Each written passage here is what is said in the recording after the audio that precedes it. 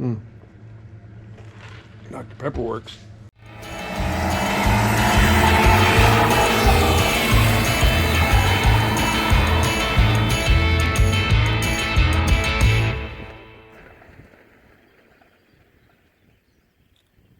Hey, welcome back to Freedom One Garage.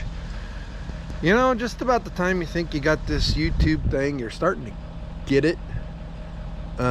I don't know, I did some stuff with some computer files on the videos, and I screwed something up. So we lost a whole video working on the little lawnmower. Not the end of the world, but there was some neat stuff in there. And then we lost part of the video from our latest little rescue adventure. Yeah, nice day today. We're gonna get big truck out. It's getting an oil change. We've got all the parts to finish what we need to do on our customer's Buick Park Avenue. That's getting done today, so it's out of the way. And we'll get after it. I probably won't do a lot of video on the Park Avenue, but I might jump in there here and there. We serviced it last week. We determined it's got a coolant elbow leaking. It's a very common problem with the GM 3800 power plant. And it's got 109,000 miles. So, and it's got a valve cover leaking oil a little bit. So while we're in there tearing everything apart for the coolant elbow and getting all nasty and greasy and stuff, we're gonna go ahead and do the water pump and the valve cover gaskets. And then this old girl should be ready. Another 100K, easy. So let's get stuff out of the way and let's do some work. Okay, this guy is being a booger.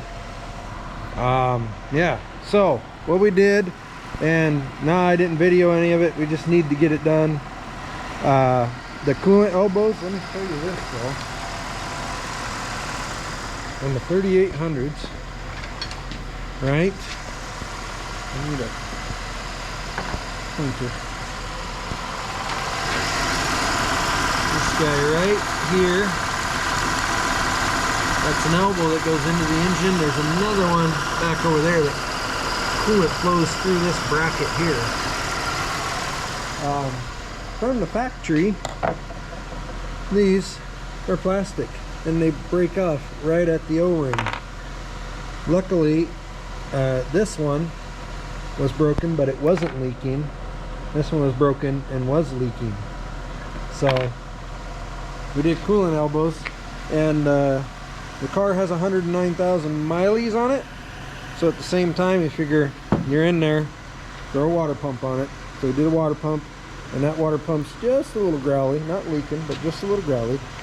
And when we serviced the car, the valve cover gasket on the back of the engine, the harder to get through one, was leaking. So we put valve cover gaskets on it, because again, if you're going to take all this off to do that leak, you just as well do your valve cover, water pump, everything else. So, but golly, because here, I'll show you something. This is where you add your coolant. This is your thermostat housing. This is way lower than this. It should burp, but when you look down here, the radiator hose, upper radiator hose, connects way down into the front grill, and this was a booger to bleed out. There is a little bleeder screw here that even with that, coolant temp is steady now, but spit, sputtered, made a mess on the shop floor, but it's done. Yeah, water pump, coolant elbows, valve cover gasket.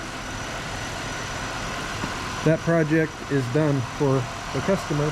And then while we were doing that, we changed oil on the power stroke.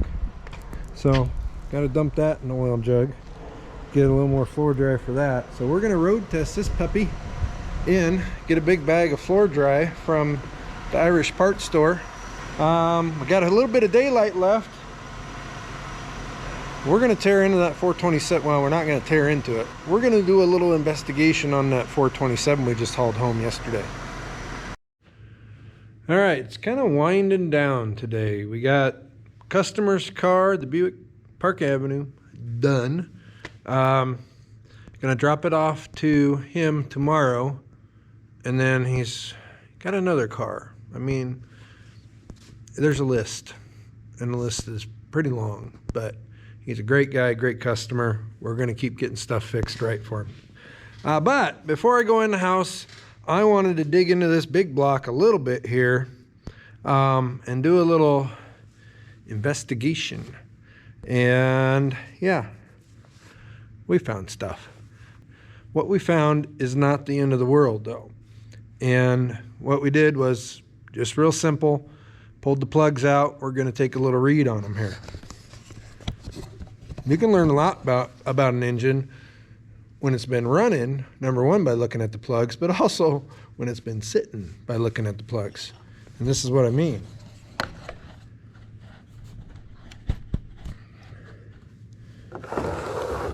Okay. Driver's side, passenger side, 13572468, right? Let's look at one. Once upon a time, probably running a little rich. Let's try this again. We'll get a little more light out here just so we can see really, really good. Okay, number one. Not horrible. Whoops. Number one. Not horrible. A little rich. But the mark on the strap is right about where we want it. Number three.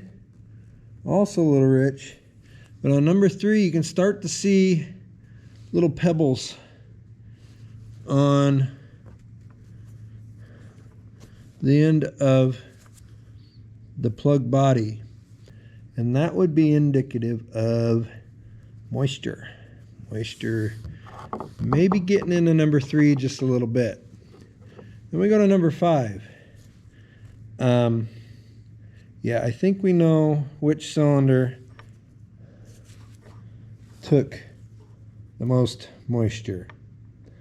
Number five, covered in rust. Heavy scale. That gap's almost closed down. But yeah, this is what we're looking for. We got to concentrate on number five when we do our little treatment here. 6. Again, this one, oops, sorry. 6, this one kind of has, you can see maybe if I can get it to focus. There's a little bit of rust on the strap a little bit, and then you get a couple of these little nuggets around the plug body. A little bit of rust right here at the bottom of the thread. So did I say 6? Now let's go over to the even side, the passenger side. Here's number 2. Number 2 looks pretty good. A little bit of carbon on it. That's an excellent idea what a strap looks. I know it hasn't been running a long while, but I like the look of that strap quite a bit. But yeah, just a little plug. Looks a little rich. Let's go to number 4. Also shows rich a little bit. And then here we go. We start to get those little flakes. Not really rust, but just little nubbins on the bottom of the plug body there. So these are all a little bit on the rich side. Uh-oh, here we go. Number 6, opposite of number 5, so we kind of expected this. We have not as bad as number 5, but we do have rust on the body of the plug, rust on the strap, and yeah, gonna have to concentrate our efforts on that cylinder as well. And then number 8, again, just kind of like number 7. Looks like a twinge of rust, or maybe that's just the discoloration on the strap, but not too horrible. So the first thing we're going to do is we're going to mix a cocktail. Not that kind. Maybe that's later. As soon as we get this dealt with, then it's maybe a cocktail tonight. Yeah. I went the wrong way. This way. So, a lot of people say a lot of different things about what you should use, should not use, what works, what doesn't work to... Dr. Pepper works. To free up or to loosen up stuck engines from rust or something of that nature being in the cylinder. We're going to do our own little mixture. I mean, if you're going to try one thing, why not throw the kitchen sink at it, so to speak, and let her rip. Okay, here's our cocktail. Here, guys, transmission fluid. Transmission fluid works great to loosen things up and gets into those little nooks and crannies. So, found these little squeeze bottles at the Harbor Freight. Found some plastic tubing in the back of the shop. So we've got one of those with the automatic transmission fluid in it. This is vitamin B12, also known as Berryman's B12, your seafoam alternative, and half the price and works just as well. Multiple uses for this, but we're going to add it to our cocktail and our big block cylinders. And then, of course, you can't try to loosen anything up without throwing the PB at her. By the way, cool new PB cans. They have like a power slider on the back. You can give her all the gravies, or you can give her just a little gravies over here. Really cool. I like it. I'm usually not a trigger aimer hoser guy, you know, but in this particular example, I'm digging it. We're going to do all three of these. We're going to put a little bit in each cylinder, and we're going to screw the plugs back in, and then we're just going to let it cook about 24 hours or so, and then maybe we'll start going and see if we can't make some magic happen here. Might have to cook for a couple more days because this puppy's stuck.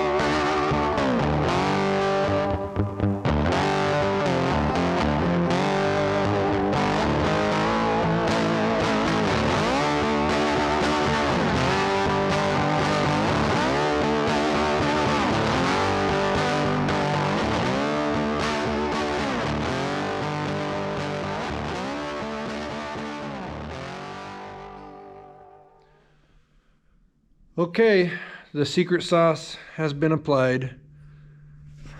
Thanks for your help, Jay. Yeah. We're gonna go get some supper, maybe a dad pop or two for me, and Warm up. Great day today, but it's getting cold, so we'll follow up with this maybe tomorrow. And hey, catch us on the next video.